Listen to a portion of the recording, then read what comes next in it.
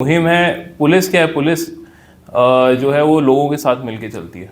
तो हमें जितना सपोर्ट लोगों से मिलता है उतना हम कामयाब होते हैं।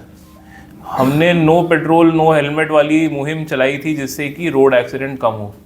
रोज़ हमारे यहाँ रोड एक्सीडेंट होते हैं क्योंकि कठुआ जो है हाईवे पे है। अब अगर इसमें मेरी दोबारा पब्लिक से अपील है कि लोग अगर सवेरे दूध लेने जाते हैं तो वो हेलमेट नहीं लगाएंगे, बच्चों को छोड़ने जाएंगे हेलमेट नहीं लगाएंगे। यहाँ तक कि काफ़ी सारे पेरेंट्स ने अपने छोटे बच्चों को मोटरसाइकिल और स्कूटियाँ दिला दी हैं। तो ये एक ऐसी चीज़ है, हम मुहिम चला सकते हैं लेकिन उसमें पब्लिक का सपोर्ट होना चाहिए। तो जितना पब्लिक हमें सपोर्ट करेगी उतनी मुहिम कामयाब होगी।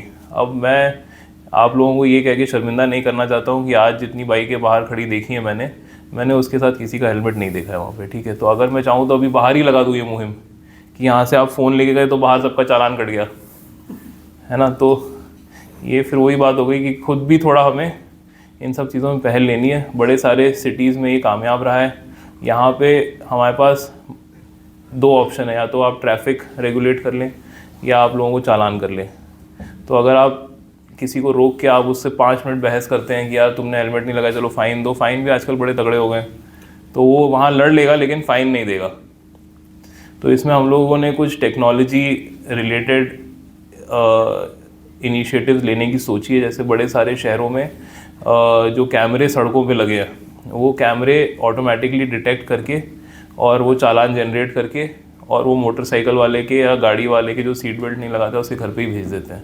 तो हमने ये अपील करी, ये ऊपर बात डिस्कस हुई है कि इस तरह के जो हमारे इंपॉर्टेंट जगह हैं जैसे हटली हो गया, ये शहीदी चौक हो गया, ये सब जो हमारे कंजेस्टेड इलाके हैं यहाँ पे हम लोग उस तरह का कोई इनिशिएटिव लें जिससे हम लोग कर सकें।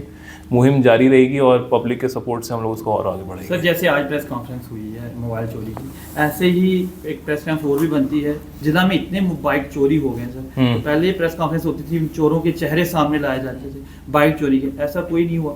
जो मीडिया ग्रुप बना है उसमें भी सर चोरी के कोई पीछे राजबाग पुलिस स्टेशन ने पिछले हफ्ते ही, आपको ध्यान होगा, 3 चोरी की बाइक जो है वो रिकवर करी है। उसमें राजबाग पुलिस स्टेशन ने बड़ा अच्छा काम किया था। उसमें 2 लड़के पंजाब से आए थे जिन्होंने आके एटीएम तोड़ने की कोशिश की थी। हमारी नाइट पेट्रोलिंग चल रही थी।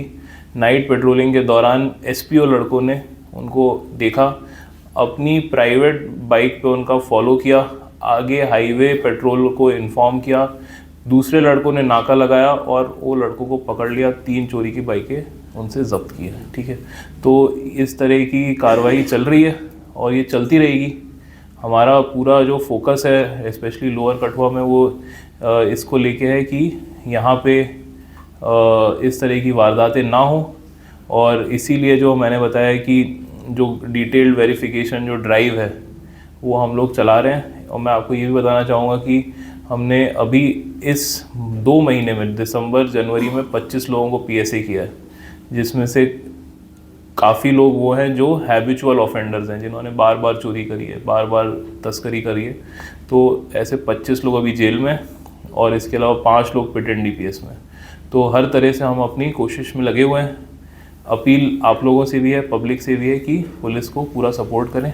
सर क्या देखते हैं एलजी साहब ने जो एसएचओस कंसर्न है उन्हें कमेंट नहीं कर पाऊंगा सर जिस तरह मेरिट करेंगे और एक्सेस पूरा देंगे। सर राजबाग में डकैती हुई सर, उसके बारे में कुछ पता चलता है? राजबाग में हम लोगों के सामने एक वारदात आई थी जिसमें 4 लोग एक घर में घुसे थे। तो वो जो है उस केस पे हमने काफ़ी हेडवे कर लिया है। कुछ लोग हमें आइडेंटिफाई हुए हैं, उन पे हम लोग अपना जो है उनका वेरिफिकेशन करके और उनको सही तरीके से हम लोग कोशिश कर रहे हैं कि हम लोग उन्हें पकड़ लें, लेकिन उसमें हम लोग काफ़ी क्लोज हैं और जल्दी ब्रेक थ्रू हो जाएगा। Thank you.